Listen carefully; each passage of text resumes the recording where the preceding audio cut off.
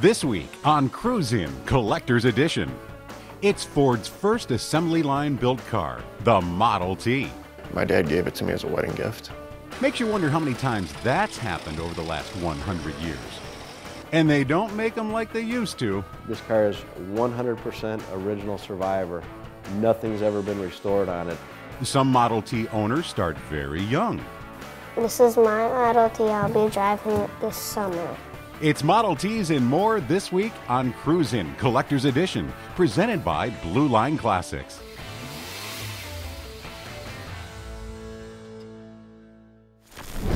Welcome to Cruisin' Collector's Edition. Today we're at my garage checking out a couple Model Ts. Who wants to go first? Age before beauty.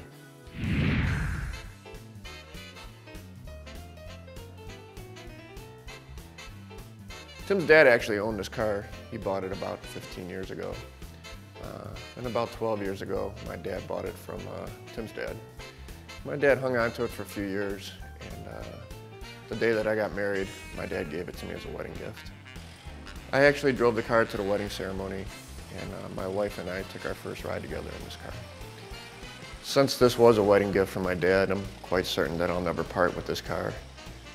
I've always kind of had a soft spot for these antique cars.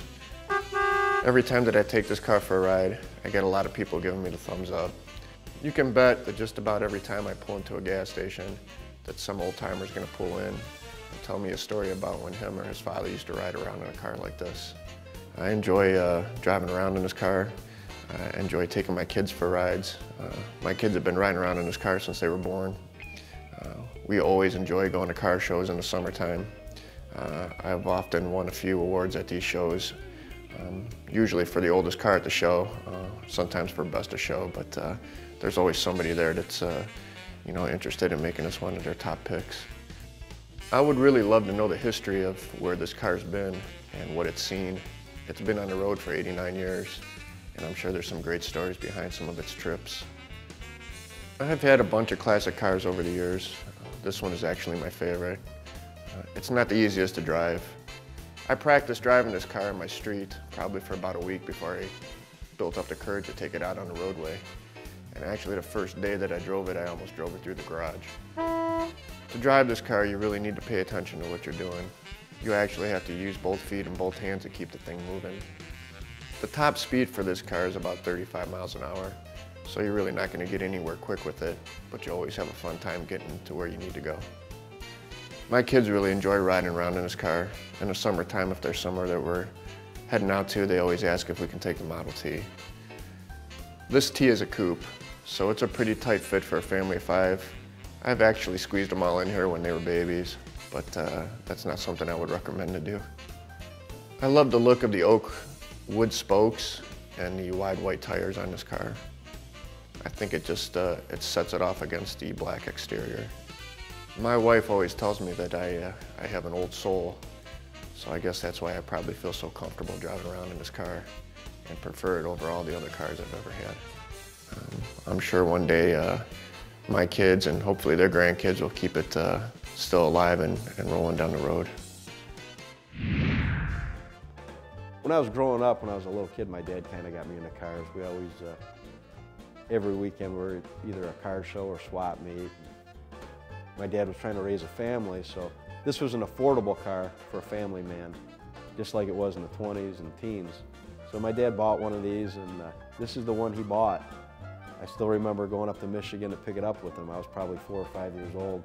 We got it from the original owner's nephew, so we were basically the second family to own it. Probably about 1993, 94, my dad decided to sell it when I went in the service. I don't think he really realized how much this car meant to me growing up, sitting in the back seat, or sitting in actually I get what you would call the shelf on the back of the car. I would sit there with my sister, and my mom and dad would sit in the front. But when he sold the car, I was kind of upset. I got out and, I lived with it. So lo and behold, probably about 20 years later, I happened to be passing through Olmsted Falls, and I see a sign that said yard sale, and they had a bunch of antiques, so kind of a buff for antiques, so I stopped in there to see what they had. And I was kind of looking through the corner of this door in a barn, and I saw what looked like a Model T to me. So I asked the people that live there if I could take a look at it, and lo and behold, I went back there and I discovered this was actually our Model T. And the more we started talking, you know, the guy actually remembered my father selling it to him. So it took me about a year, but I wound up prying it away from the guy, and I surprised my dad and bought it back from him for Father's Day. So we've had it back in the family probably about 3 years now. We let it slip away once, but it'll never go away again. This is going to stay in our family. I'm hoping to pass it down to my son. You know, this is actually my first Model T that I've owned, and me and my dad have gone half and a few. And we actually got my son a little Model T go-kart. This is my Model T my grandpa built for me.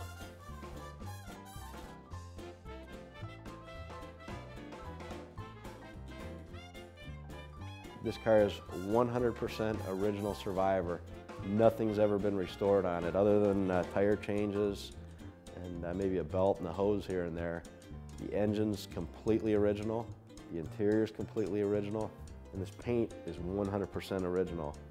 It's what they consider a Survivor. This car actually runs so well, I'm kind of hesitant of doing anything to it. I think I'm just going to keep driving it until it dies. The engine's a straight 4-cylinder that they use in all the Model Ts. They say it's about 20 horsepower, and I think the top speed on this thing is probably about 40, maybe 45 miles an hour if you're going down a hill. These cars were built so frugally, they didn't even have speedometers or odometers, so I can't really tell you how many miles are on this car. It might have 50,000, it might have 300,000, it's hard to say, but I can only imagine the history and the roads this thing has been on before. This 27 Model T was actually built in Canada. The Canadians built roughly 1 million Model Ts over the years. This was one of the last ones produced before you know, the introduction of the Model A in 1928. For the Model Ts, in order to keep the cost low, there were basically no options. This was your gas gauge. Basically, you open it up, unscrew the cap, stick this down there and see how much gas you had. Anytime you left your house, you better have a full tank, because back then they didn't have a gas station on every corner like they do now. These cars have quite a place in history. I actually think the Model Ts actually wrote history, if you ask me. I mean, the 20th century, if it weren't for the Model Ts, I don't think we would be at where we are today, especially in the automotive industry. In my eyes, this car being a Survivor, this means a lot more to me than any restored car. You pull up to a car show and everybody sees, you know, there's a little bit of rust on it, and you know, it's got nicks and scratches, and you could actually see some of the primer coming through the paint. But everybody always flocks to this car, and it's got a lot of history behind it. You know, like I said, it's never been restored, never been touched. So they're only original once, and as long as I'm alive, this thing's gonna stay original. I'll never restore it. It's worth too much to me just the way it sits. The Model T was Ford's first automobile mass-produced on moving assembly lines with completely interchangeable parts and marketed to the middle class. Cruise In Collector's Edition, presented by Blue Line Classics, returns in a moment. Blue Line Classics wants to buy your classic car. We buy excellent condition classic, antique, and muscle cars and offer consignment services. We have an established customer base of eager buyers, and for consignment cars, we offer first-class marketing efforts with an impressive 100% sell-through rate. If you have a classic or muscle car you'd like to sell or take advantage of our consignment service, visit our website, BlueLineClassics.com, or give us a call. Selling your classic does not have to be a painful process. Give Blue Line Classics a call and start selling your classic today. Welcome back to Cruise In Collector's Edition, presented by Blue Line Classics.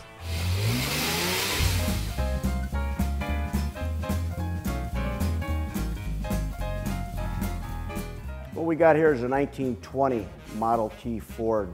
This is actually a pickup truck with a reproduction oak body. These oak bodies also came in ash and maple. The trim consisted of birch wood, cherry, and/or mahogany. Tim and I purchased this car about a year ago. It was in real nice shape, other than the engine had to be rebuilt. We had the engine rebuilt. We installed it about 3 months ago and really haven't had it on the road yet. When these trucks or depot hacks were manufactured, the running gear, the drivetrain, fenders were sent to a manufacturer or coachwork. The body was removed and it was replaced with this oak body. This is a reproduction oak body that's being remanufactured today. If it had seats in the back, this is a bed, but if it had seats in the back, it would be considered a depot hack. The depot hack originated by necessity for railroad stations, thus depot station, depot train station. Model T handles just like any other Model T. The weight is probably distributed the same as if it was a coupe, a touring car, a roadster. The engine on this Model T, the 4-cylinder, 20 horsepower, is equipped with a starter and also a generator. We replaced the generator with an alternator. They make an alternator so it's more dependable and reliable for charging. In 1919, Ford made available starters. This car is equipped with a starter. The starters were $5 more. The headlights you see are an accessory headlight with this green lens on top of it. It's very rare. The lamps here are kerosene lamps. They're, I guess, what you would consider our parking lights. There's kerosene you put in the bottom, or white gas, what they called back then. You open this little door up, you lit it, and you brought the wick up. Those were like a driving light. We refinished the oak wood, just sanded down and refinished it and buffed it. As you can see, it's strong, very well built. The wheels on this Model T were replaced with 20-inch wheels. The 20-inch wheels are from 1926 to 1927, but they're demountable. They're wooden wheels, and they're being held in place by 4 lug bolts. Model Ts are considered an entry vehicle for car collectors. They're reasonable, they're cheap, they're fun to work on. Anybody with any mechanical ability could rebuild one. The parts are available, the parts are very reasonable. It's just, they're hard to drive. We're hoping as soon as the weather gets nice, we'll be able to take this Model T out and do some touring, providing the weather cooperates with us. But even if we get caught in a rainstorm, we'll still drive it.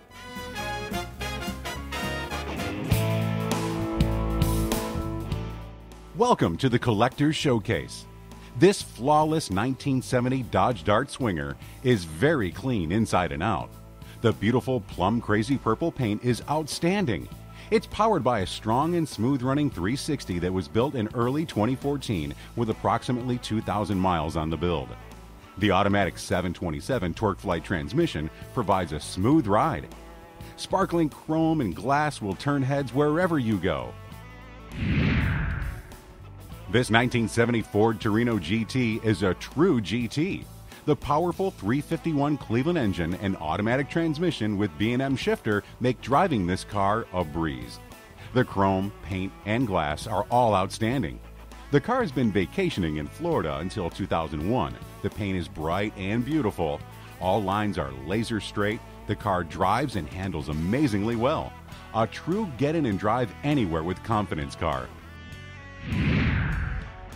This 1953 Buick Special 8 Custom Resto Mod boasts an outstanding blue-green paint job and gorgeous interior. It currently has 57 Mercury fender skirts. In addition, another set of skirts come included and also has an added visor as well. Powered by a strong and smooth-running straight 8 with a 3-on-the-tree 3-speed manual transmission. There's a detailed history of the restoration and modifications made. This car is ready to show and needs absolutely nothing. This exquisite 1954 Mercury Monterey Woody wagon is most definitely investment quality. A true survivor with only 36,000 original miles. Extremely clean with a solid frame and undercarriage. This car drives and handles superbly. The car needs nothing but a new owner. Check out this 1957 Chevy 3100 step-side pickup Resto Mod with no expense spared. Painted in a gorgeous 2007 Ford Edge creme brulee acrylic enamel. The power steering and Mustang II rack and pinion front suspension make driving this car a breeze. Stunning all-new interior with reupholstered seat and custom headliner with the bow tie logo.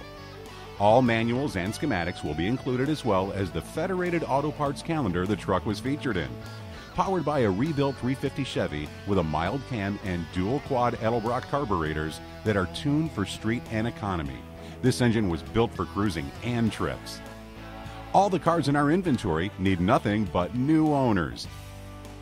For information on these or any of our cars, give us a call or visit our website, BlueLineClassics.com. Talk about keeping it in the family.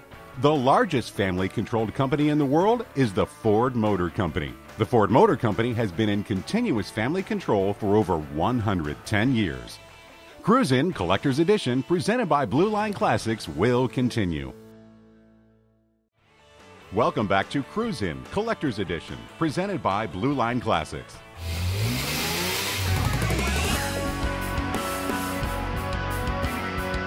This is a 1974 Dodge Charger. This particular car is equipped with the 318 cubic inch Dodge engine, along with the 727 TorqueFlite transmission. This is kind of the end of an era for muscle cars. 74 was pretty much what you consider the last of the great muscle cars. This particular one has 13,200 original miles. Had one owner for 40 years, and it's most likely the lowest mileage 74 Charger in the world. It has a few nice options, including air conditioning, power steering, power disc brakes. You'll notice this car has a very rare CB phone headset with a built-in PA system that still works as new today. Everybody can remember the phase from Smokey and the Bandit. This car has the original paint, the original interior, the original engine, chrome, and glass. The body is flawless. The vinyl top is original. You'll notice one thing that stands apart on these mid-70s Chargers is what's commonly referred to as the fish gills. Near the vinyl top on the back, the three little slats on each side for the windows. You'll notice there's only one mirror on the driver's side. That's how they came back in 74. Look at the body lines. They call these the Coke bottle cars. If you turn a Coke bottle sideways, it looks like the car. Among Mopar fans, Chargers, Satellites, GTXs, Superbirds, they were the cars to have. The wheels are a vintage 1970s American racing wheel. You won't find these wheels anymore. They're the original chrome and in flawless condition. This car is powered by the original 318, which still performs outstanding today.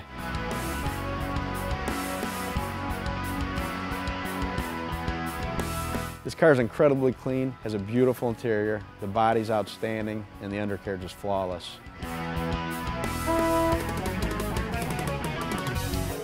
This is most likely the lowest mileage, best original 1974 Charger you will ever find. It's clean, it's original, it's solid, one owner, as close to factory showroom perfect as you'll ever see. I'm not the biggest Mopar fan, but I couldn't pass this one up to add to our collection. The low mileage, the pristine condition of the car, we couldn't pass it up, which is why we added it to our collection. Founded as the Dodge Brothers Company in 1900, Dodge was originally a supplier of parts and assemblies for Detroit-based automakers and began building complete automobiles in 1915, predating the Chrysler Corporation by 10 years. Cruise In Collector's Edition, presented by Blue Line Classics, returns after this. Blue Line Classics wants to buy your classic car. We buy excellent condition classic, antique, and muscle cars and offer consignment services. We have an established customer base of eager buyers, and for consignment cars, we offer first-class marketing efforts with an impressive 100% sell-through rate. If you have a classic or muscle car you'd like to sell or take advantage of our consignment service, visit our website, BlueLineClassics.com, or give us a call. Selling your classic does not have to be a painful process. Give Blue Line Classics a call and start selling your classic today.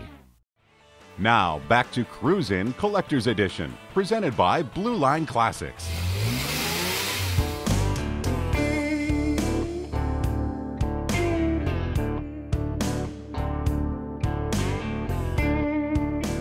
What we have here is another fine Chrysler product, a 1960 Chrysler Windsor. This car is powered by a 383 Golden Lion and a 3-speed TorqueFlite push-button transmission. This car was Chrysler's first venture into the unibody. The unibody was stronger, roomier, and quite a bit quieter. As you can see, there's a couple unique features with this car. The rear view mirror is mounted to the dashboard, and the side view mirrors are mounted to the quarter panels, not like most of the cars from the 60s. These side view mirrors are also very aerodynamic, which fits with the rest of the style of this car. The interior is pretty unique too.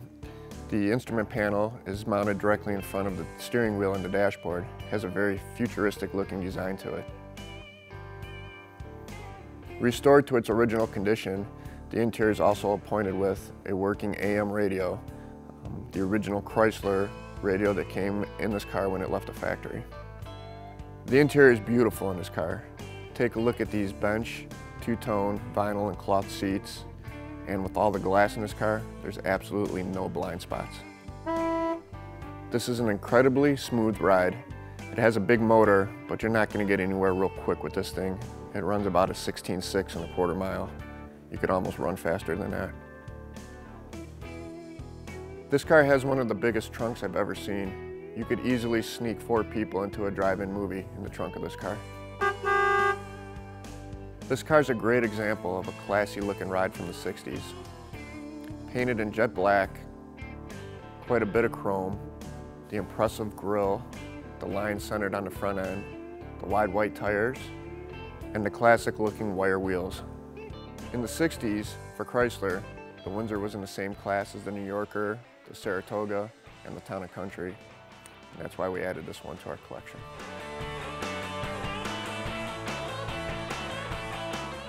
Thanks for watching another episode of Cruisin' Collector's Edition. If you have a car you'd like to feature on the show, give us a call. We'll see you next time.